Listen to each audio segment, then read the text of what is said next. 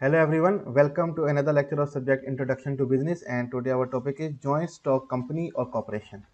Joint stock company किसको कहते हैं या कॉर्पोरेशन किसको कहते हैं, हम उसके बारे में स्टडी करेंगे और उसके कैरेक्टरिस्टिक देखेंगे कौन कौन से होते हैं। Meaning of joint stock company. A joint stock company JSC is a business entity in which shares of the company can be bought and sold by shareholder। Joint stock company वो company होती है जिसकी business entity है, वो कारोबारी हस्ती है, इन विच जिसके अंदर shares of the company, company के जो हिस्से हैं, स्टॉक जो हैं, उनको खरीदा भी जा सकता है, बेचा भी जा सकता है through shares holder. Joint stock company basically एक लार्ज कॉर्पोरेशन होती है, ठीक है, जिसकी बहुत सारी branches all over the world होती हैं और उसके बहुत सारे शेयर्स होल्डर होते हैं जो कंपनी के शेयर खरीदते हैं और बेचते हैं, ठीक है। और जिस कंपनी के शेयर खरीदे जा सकें, बेचे जा सकें, वही कंपनी जॉइंट स्टॉक कंपनी कहलाती है। A company who stock is owned jointly by the share holder, वो कंपनी जिसके स्टॉक, जिसका सम्मान, जिसके शेयर, जिसका हिस्सा ओन करे, मालिक हो, जॉइंटली मिलकर शेयर होल्डर, उसको जॉइंट स्टॉक कंपनी कहते हैं। डेफिनेशन देख लेते हैं जॉइंट स्टॉक कंपनी की। A joint stock company is a business that is owned by share holders. Joint stock company एक वो कारोबार है, वो बिजनेस है जो कि ओन करता है शेयर होल्डर, जिसके हिस्सेदार होते हैं, जो कि शेयर खरीदते हैं उसके हिस्सेदार बन जाते हैं। Who each own a portion of a company represented by share, जो भी कंपनी के किसी भी पोर्शन को ओन करता है उसको रिप्रेजेंट किया जाता है शेयर्स के थ्रू कि ये उसका शेयर का हिस्सेदार है, उसके कैपिटल का हिस्सेदार है। Share holder can buy and sell their shares and the company has a separate legal entity from shareholder. Share holder जो होते हैं, कंपनी के हिस्सेदार जो होते हैं, चाहे वो एक शेयर खरीदें चाहे हजारों शेयर खरीदें, जो उसके हिस्सेदार होते हैं वो खरीद सकते हैं, बेच सकते हैं कंपनी के शेयर, और उनकी कंपनी से अलहदा हस्ती होती है। शेयर होल्डर जो होते हैं वो कंपनी से अलग होते हैं, यानी कि कंपनी के मालिक तो है लेकिन कंपनी को खुद चला नहीं रहे होते। कंपनी पे कोई भी केस कर सकता है, वो कंपनी पे केस होगा, उनके ज़ाती तौर पे केस नहीं होता। तो इस तरह से सेपरेट लीगल एंटिटी होती है, जो हम आगे जाके देखेंगे भी सही।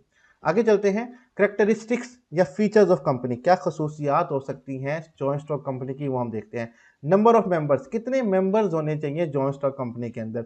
इन private limited company there must be at least 2 and maximum 50 members. Private limited company जो है उसमें कम से कम 2 शेयर होल्डर होने चाहिए या 50 शेयर होल्डर होने चाहिए।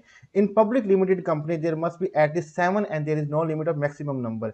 जो पब्लिक कंपनी है, पब्लिक लिमिटेड कंपनी है, जिसके शेयर अवाम में बेचे जाते हैं, उसके मिनिमम जो शेयर होल्डर हैं वो 7 होने चाहिए और मैक्सिमम कोई तादाद नहीं है। लाखों की तादाद में भी शेयर होल्डर हो सकते हैं। एक कंपनी अपने कंपनी के 1 लाख हिस्से करके बेच दे और एक एक शेयर हर बंदा खरीद ले, तो वो उस कंपनी के मालिक बन जाएंगे, शेयर होल्डर बन जाएंगे। The number of shareholder may be thousand and millions in number, only one share is required to become member. वही बात है कि जो शेयर होल्डर है उनकी तादाद हजारों में भी हो सकती है, लाखों में भी हो सकती है, सिर्फ एक शेयर खरीदने की जरूरत है और आप कंपनी के मेंबर बन जाते हैं, ठीक है। आगे चलते हैं, वॉलंटरीली एसोसिएशन। अपनी मर्जी से लोग शेयर खरीदते हैं, कोई जबरदस्ती किसी को नहीं कायल कर सकता कि वो शेयर खरीदे। It is voluntarily association of person, ये किसी भी शख्स की अपनी मर्जी से एसोसिएशन होती है, ताल्लुक होता है कंपनी के साथ। There is no compulsory on anyone to join it, किसी पे जोर ज़बरदस्ती नहीं है कि वो कंपनी को आके ज्वाइन करे। कंपनी की अपनी मर्जी, ओन पर्सन की अपनी मर्जी होती है कि वो आके शेयर खरीदे या ना खरीदे स्टॉक एक्सचेंज के थ्रू। वो स्टॉक एक्सचेंज के थ्रू कैसे खरीदता है इसके बारे में हम सेपरेट एक लेक्चर बनाएंगे। They jointly raise capital for a common purpose, their purpose to earn profit by provision of goods and services. अब कंपनी जो है वो बेसिकली कैपिटल जनरेट करना चाहती है, तो इसलिए वो अपने शेयर बेचती है, या जब उसको अपने शेयर वापस खरीदने हो तो वो खरीद लेती है महंगे दामों में या सस्ते दामों में, जो भी तरीकाकार होता है। तो बेसिक एम ये है कि कंपनी में पैसा आए और उससे प्रोडक्शन बढ़े, गुड और सर्विसेज बिके और कंपनी को क्या हो सके, प्रॉफिट हो सके, ठीक है। नेक्स्ट हमारे पास आ जाता है सेपरेट लीगल एंटिटी। कंपनी की जो अपनी एंटिटी है उसकी कानूनी हैसियत जो है वो ओनर से अलग होती है, शेयर होल्डर से अलग होती है। It is separate legal entity, company की हस्ती जो है वो एक अलग हस्ती है। Company and it shareholder are different from each other, company और जो कंपनी के शेयर होल्डर हैं वो आपस में एक दूसरे से अलग हैं, ठीक है। शेयर होल्डर्स जस्ट कंपनी के ओनर्स होते हैं, वो पैसा लगाते हैं, मुनाफा उठाते हैं। कंपनी को चलाने के लिए बोर्ड ऑफ डायरेक्टर चुने जाते हैं जो कंपनी को चला रहे होते हैं। इसलिए कंपनी के अंदर वही लोग होते हैं जो कंपनी के फैसले करते हैं और कंपनी के लॉस और प्रॉफिट के जिम्मेदार होते हैं। शेयर होल्डर जस्ट कैपिटल लगाते हैं, पैसा लगाते हैं और वो मुनाफा उठाते हैं अपना, लेकिन बोर्ड ऑफ डायरेक्टर चुनने में उनका काम होता है। लेकिन वो दो तरह के शेयर होल्डर होते हैं, कॉमन और परफेक्ट, उसके बारे में हम बाद में डिस्कस करेंगे। Company will be responsible for all डेब्ट और losses, it can sue and be sued in its own name.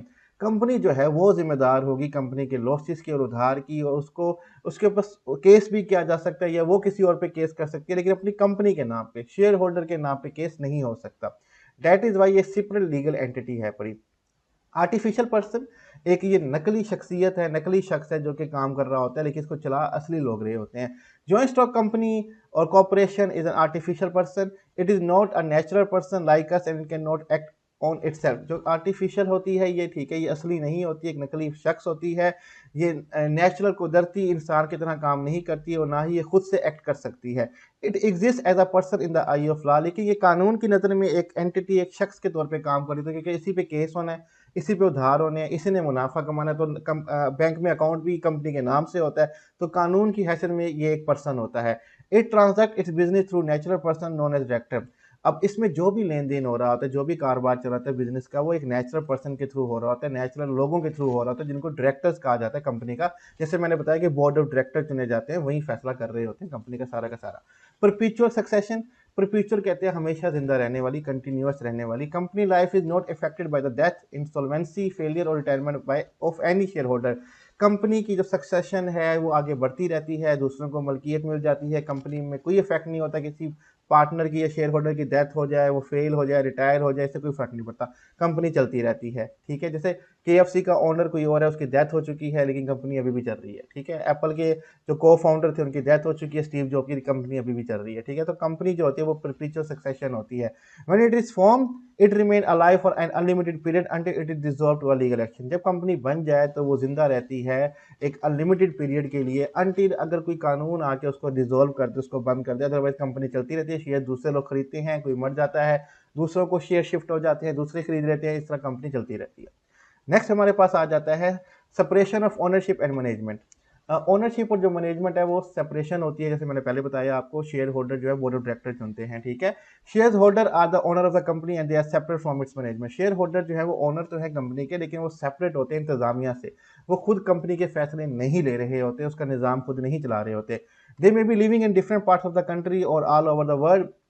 Share holder जो हो सकते हैं, मे बी कंपनी अमेरिका की हो लेकिन वो रहता है इंग्लैंड में हो, कंपनी पाकिस्तान की हो रहता है अमेरिका में हो, different part of the country में रहते हैं या ऑल अराउंड द वर्ल्ड रहते हैं। They don't manage the business of company for this purpose, they elect board of director. वो खुद कंपनी को मैनेज नहीं करते, उसका इंतजाम खुद नहीं चलाते, उसके लिए वो बोर्ड ऑफ डायरेक्टर इलेक्ट करते हैं, वही चलाते हैं। Board of director common share holder के वोटिंग से सिलेक्ट किए जाते हैं और फिर वही कंपनी को आगे चला रहे होते हैं।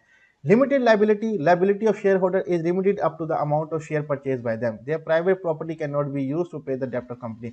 अब जो लाइबिलिटी है, वाजिबात जो होते हैं, जो उधार होते हैं, जो आपके ऊपर रिस्पॉन्सिबिलिटी है शेयर होल्डर के ऊपर, वो लिमिटेड है। जितनी अमाउंट उसने इन्वेस्ट की है, जितने के उसने शेयर्स खरीदे हैं, से वही जो है वो यूज़ हो रहे होते हैं। कंपनी को लॉस होगा तो कंपनी की शेयर्स की वैल्यू ऑटोमेटिक गिर जाएगी। ठीक है, तो उसी जो जितने के शेयर्स खरीदे हैं उसी की अमाउंट यूज़ हो रही होती है। ठीक है, कंपनी के अंदर उनकी प्राइवेट प्रॉपर्टी का कोई ताल्लुक नहीं होता कंपनी के लॉस से। ठीक है, कि कोई केस नहीं कर सकता कि शेयर होल्डर की प्रॉपर्टी पे केस कर दे क्योंकि कंपनी को लॉस हुआ है या कंपनी ने किसी का घाटा कर दिया वगैरह, ऐसा कुछ भी नहीं होता। तो उनकी पर्सनल जो ज़ाती जो उनके एसेट्स होते हैं शेयर होल्डर के, वो इफेक्टेड नहीं होते जॉइंट स्टॉक कंपनी के किसी भी डेप्ट या लॉस के अंदर। नेक्स्ट चलते हैं ट्रांसफरेबिलिटी ऑफ शेयर्स। जो ट्रांसफर होना है शेयर्स को, उसके बारे में क्या कहते हैं। Shares of the public limited company are easy transferable. जो शेयर्स हैं पब्लिक लिमिटेड कंपनी के, वो इजीली ट्रांसफरेबल होते हैं, आसानी से दूसरे शख्स को ट्रांसफर किए जा सकते हैं स्टॉक एक्सचेंज के थ्रू। Share holder can sell all or any part of their share. Share holder जो है वो अपने तमाम या कुछ हिस्से के शेयर जो है वो बेच सकता है। There is no restriction on them and they can sell their shares to any person in markets. तो कोई रुकावट नहीं होती, वो जिसे चाहें, जो ज़्यादा बोली लगा रहे हो उसके शेयर्स को वो बेच सकता है। जो बेसिकली जो शेयर का रेट चल रहा होता है, जो खरीदना चाहे, जितने शेयर खरीदना चाहे वो उसको बेच देते हैं। उनकी मर्जी है वो बेचे, उनकी मर्जी है ना बेचे। डबल टैक्सेशन, हाँ, जॉइंट स्टॉक कंपनी में डबल टैक्सेशन होती है। एक तो जो कंपनी ने मुनाफा कमाया उसके ऊपर, फिर जो मुनाफा शेयर होल्डर को दिया जाता है उनके ऊपर भी टैक्स करता है। Profit of company is subjected to double taxation. अब जो जॉइंट स्टॉक कंपनी या कॉर्पोरेशन है, इस पर डबल टैक्सेशन होती है, दो दफा इस पर आप कह सकते टैक्स लगता है। First, it is taxes as a profit of the company. पहला जो टैक्स है वो कंपनी के मुनाफे पे लगता है। After payment of tax the net profit is distributed into the share holder. जब टैक्स कट हो जाता है कंपनी के प्रॉफिट में से, जो नेट इनकम होती है, खालिस आमदनी होती है या खालिस मुनाफा जो होता है, प्रॉफिट जो होता है, वो डिस्ट्रीब्यूट करते जाता है शेयर होल्डर को उनके शेयर्स के हिसाब से। Again tax is deducted on the individual profit of share holder. फिर दोबारा टैक्स काटा जाता है इंडिविजुअल शेयर होल्डर के मुनाफे के ऊपर। तो ये एक फीचर डिफरेंट होता है बाकी तमाम कंपनी से, डबल टैक्सेशन होती है जॉइंट स्टॉक कंपनी के ऊपर। तो जॉइंट स्टॉक कंपनी क्या थी, उसकी कैरेक्टरिस्टिक्स और फीचर क्या थे वो हमने डिस्कस कर लिए। स्लाइड्स का लिंक डिस्क्रिप्शन में होगा, वहाँ से डाउनलोड कर सकते हैं। और कोई भी क्वेश्चन हो टॉपिक रिलेटेड वो आप हमसे पूछ सकते हैं। अपना ख्याल रखिएगा। खुदा हाफिज़।